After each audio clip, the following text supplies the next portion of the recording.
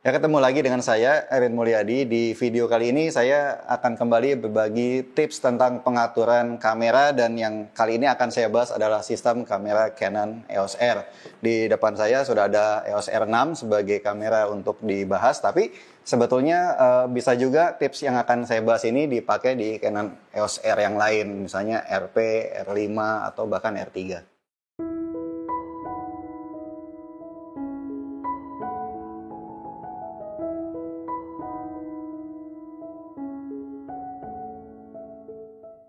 Ya, cerita dikit ya, saya juga kan pengguna Canon DSLR sudah cukup lama, dan walaupun sudah terbiasa dengan sistem tombol dan setting di Canon DSLR, kalau pegang EOS R ini tetap saja ada yang namanya adaptasi lagi. Nah, tentunya ini juga membuat saya jadi ingin membagi apa yang saya tahu. Misalnya bagaimana mengatur tombol di belakang, ada tombol set, kemudian ada custom di depan, ada pengaturan dual memory card yang akan kita bahas semuanya di video kali ini.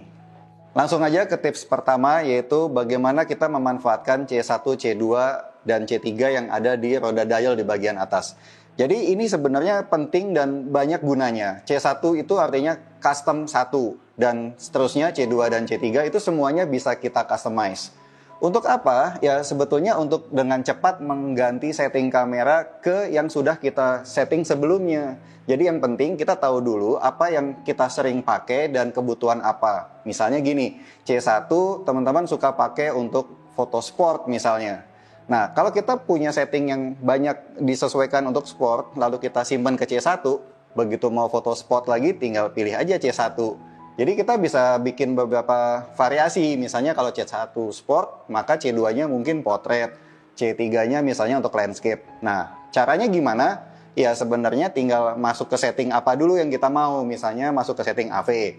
Kemudian ya kita setting seperti biasa, misalnya mau ISO-nya berapa atau ISO auto, misalnya mau pakai bukaan berapa, WB-nya apa, drive modenya misalnya continue shooting, kalau sport kan butuh continue shooting misalnya.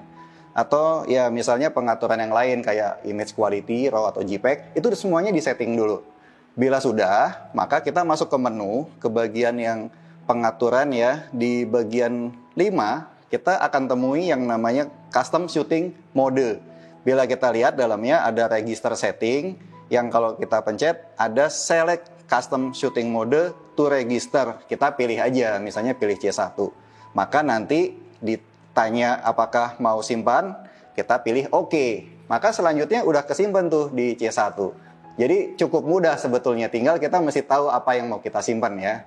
Untuk tips yang kedua ini berkaitan dengan bagaimana kita mengatur setting kamera waktu memutar roda yang bagian atas dan roda yang bagian belakang.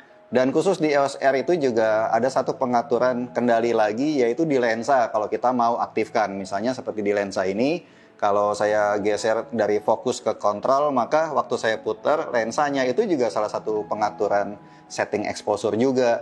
Nah, ini sebetulnya kan enak ya, tapi dalam prakteknya, apalagi bagian pertama, mungkin akan merasa kebingungan, ini roda ini untuk apa, dan bila kita mau ganti, misalnya kompensasi exposure mesti putar yang mana.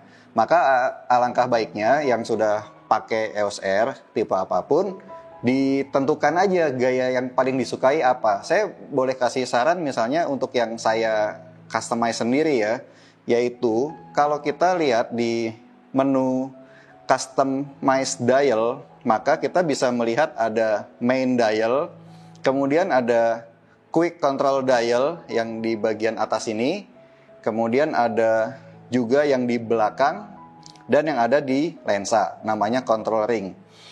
Menurut saya yang lebih cocok misalnya di mode manual dulu ya. Yang atas ini untuk shutter speed. Jadi itu akan dengan mudah mengganti shutter speed di bagian atas.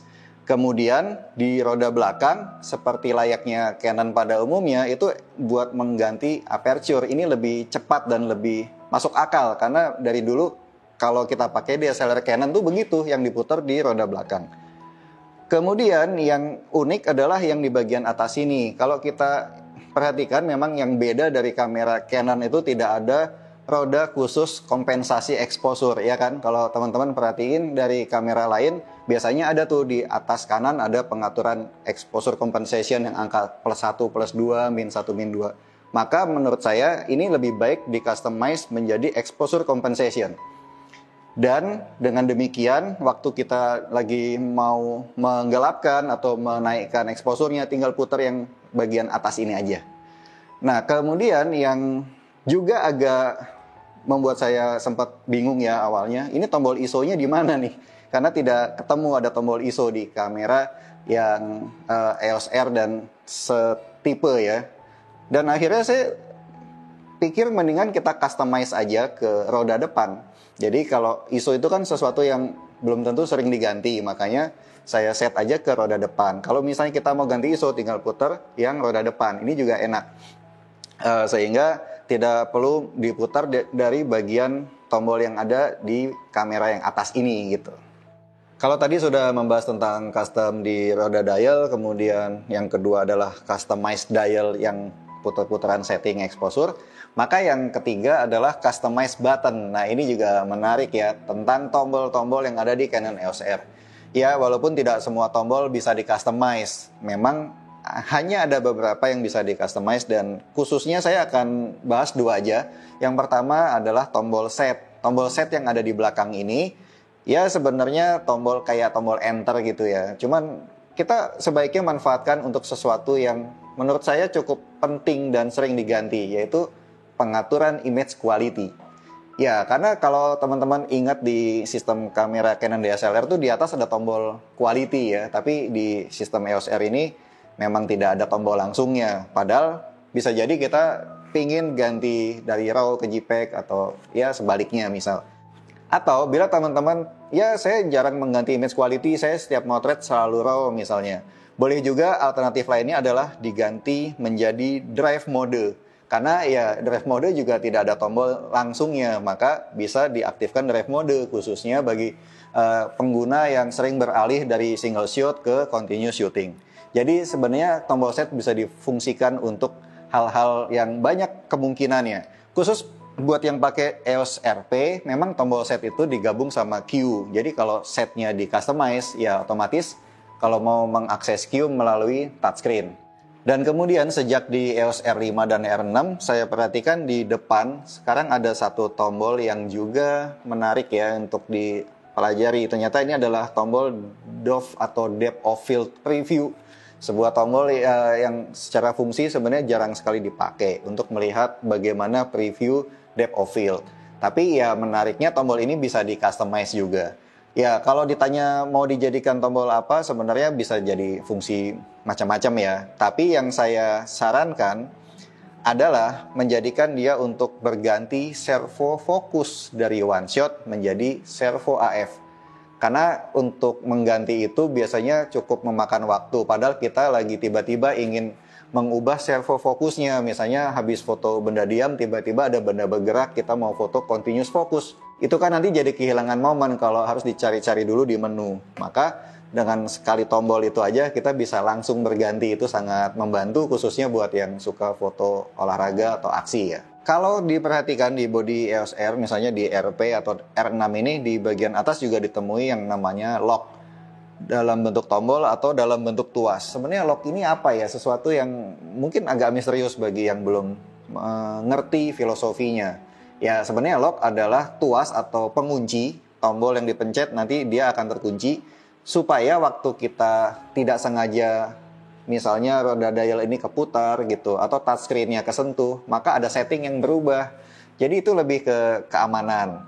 Tapi ya kalau itu tidak pernah dipakai sebenarnya sayang juga karena sebenarnya profesional itu perlu lebih disiplin dalam mengatur setting kameranya. Jadi kalau emang kita rasa perlu di lock aja supaya lebih aman. Tapi memang ada hal-hal yang kayaknya berlebihan ya kalau semuanya di lock. Kita lihat aja ke pengaturan multi-function lock di bagian setting menu ya. Kemudian di situ ternyata terlihat ada banyak yang bisa kita lock. Misalnya roda yang di atas, roda yang di belakang, joystick, layar sentuh, dan control ring di lensa. Nah ini kita bisa tentukan mana yang akan dikunci kalau kita tekan tombol lock. Kalau semuanya dicentang artinya semuanya dikunci.